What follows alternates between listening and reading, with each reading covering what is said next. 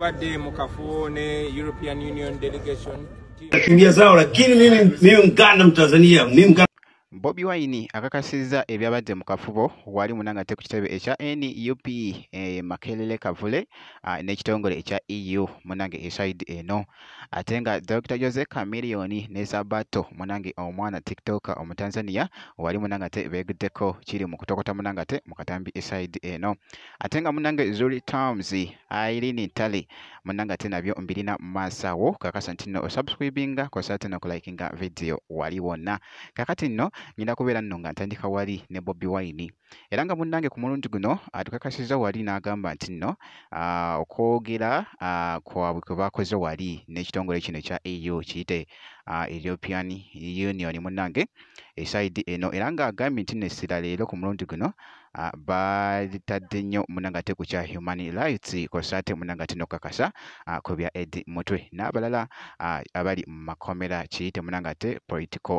prisoners eside eyo kakati nno omukulu Bobi Wine byabadde ayogerako munange eside eno ebyabadde mu kafubo wali n'ekitongole kya EU. Tubadde mu kafubo ne European Union delegation tiimu y'omukago gwa Bulaaya ambassador abamawanga ga Bulaaya abakulembeddwa ambassador wa EU badde bazze twogere ku nsonga ez'enjawulo ebyenkulaakulana nteekateeka yaffe mugenda mu kalulu na nteekateeka ki gye twagala okuleeta singa tuba tutudde obukulembeze ng'Abannayuganda bonna bwe bakiraga naye okusingira ddala ebyo babireese okubiteesaako bo nga balinga abalowooza nti embeera tuli mu ya bulijjo naye tumaliriza ng'ensonga enkulu gye twesibyeko era etuta obudde obusinga ensonga ya human rights eddembe ly'obuntu bo nga amawanga g'e Bulaaya tubalabye nga beesibye nnyo ku ddembe ly'obuntu naye era tubadde nga ababasomera ekibagamba nti beesiba ku ddembe ly'obuntu naye balinga abagamba nti eddembe ly'obuntu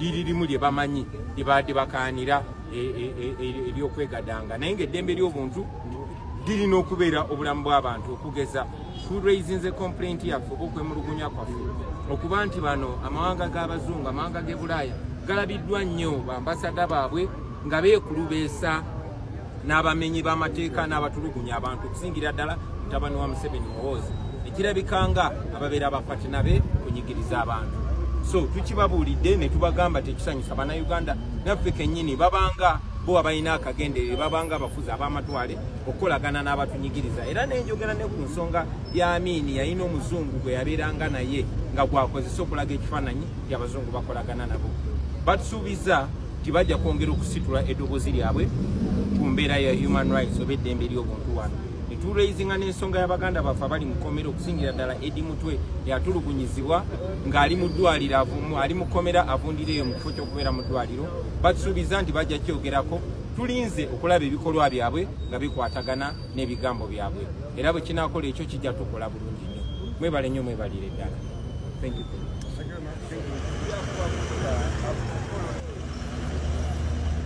Bwekityo nno era nga bwolabye munnange era nga akatambyako katwedinze nnyo munnange ate wali ku mukutu ogwa TikTok eside eyo byebyo nno munnange ate ebyatambudde eside eyo ku kitebe ekya NUP munnange n'abagenyi bano bye babadde bafunye munnange ate wali okuva mu EU kakati abo kankugyeko ate nkutegeezeko nti nno Sabato munnange TikTok omwatirivu ennyo wali ku mukutu ogwa TikTok nkugambye yeguddeko ne mwana mwenzi munnange ate Dr. Jose Chameleone munnange eside eno era nga mwana mulenzi ono Dr. Jose Chameleone nkugambye abadde nnyo e Tanzania eno era nga bangi basinkanye bangi babadde bayitirivu nnyo kamala era nga munnange bwati bwe yaguliddeko ate ne ku mwana ono TikTok wali kakati nno wali omwana yakubidde mami we n'agamba nti no mami oli eyo naye nsisiikanye munnange ate omuyimbi wange Dr. Jose Chameleone kamukuwe munnange ate akubuuzeko nkugambye ekyabadde mu katambi era nga boogezako kulabaawo.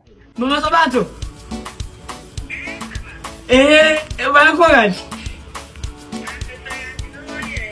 mama unakumbuka nilikwambia kwamba nilikuwa na chata na Jose Chameleone?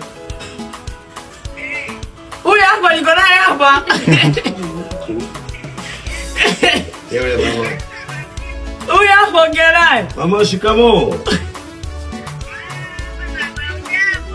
Kabisa, niko hapa na mtoto wako.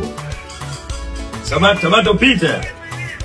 Niko nipo sawa kabisa. Mambo endeleaje? Niko hapa Dar es Salaam. Nakuja kuwatembelea marafiki zangu kama huyu Sabato Peter. Nakuja kuwatembelea. Wala sikuja hapa kufanya burudani lolote, nimekuja kutembelea marafiki zangu mbalimbali, au sio? Na Sabato alikuwa kwenye ratiba yangu, lazima tuonane. Umewahi kusikiza mgana ambaye anaongea Kiswahili kama mimi mwenyewe? Uganda ukitaja Kiswahili watu wanakimbia zao, lakini mimi mgana Mtanzania, mimi mgana Mswahili, au sio? Mama.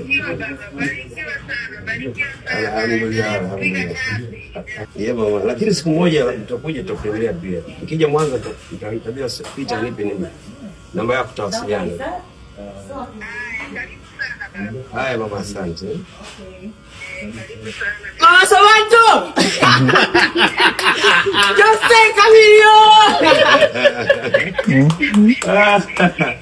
Mama Sabato! Aya Camilio!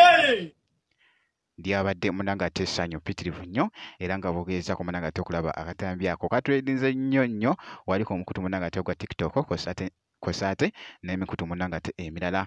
Kakati awo kankuggyeko ate nkutegeezeko munange eside eno. Kakati nno Irene Ntale kosaate ne mwana mwenzi munanga ate muyite Zuri Times era nga wali kakati nno ekifaananyi kino kibadde kiri mu confuse nga munange abantu nga kiri boogeza munange ate obwama. Njukira nti nno Irene Ntale nga woolaba ekifaananyi ekyo abadde akutte ekimuli. Kakati nga munange nga ebibadde bitambula wali nga abantu beebuuza bagamba yiyi kikigenda mu maaso munange side eno, naye nga wali okusinziira ku post ebadde eraga nti nno kolabo nti bali mu kusetinga luyimba munange nga woogezako okulaba, ndowooza osobola okulaba awo ekigambo kya 1 second nti no are you ready eside eyo munange nga boogezako okulaba ate ekifaananyi ekyo kibadde munange ate kiri mu kwogeza abamu obwama era nga kitwedinze nnyo ku mukutu munange ate ogwa Instagram, naye ng'erabika kolabo gye bali mu kusetinga munange ate wali bali mu kufumba ate munange ate oluyimba olupya. Mwana mulenzi oyo ate Zuri Times kosaate ne mwana muwala munange ate Irene Ntale. Bwe kityo nno munange ate bwe kiri mu kutambula eside eyo era nga bwenti wenkoze ku updates zino. Kakati nno osobola okulikinga video kosaate ne kusubscribinga kasita obeera nga tonnaba. Ngenda kubeera nga nkomawo ate mu maaso eyo katono nnyo bwenti.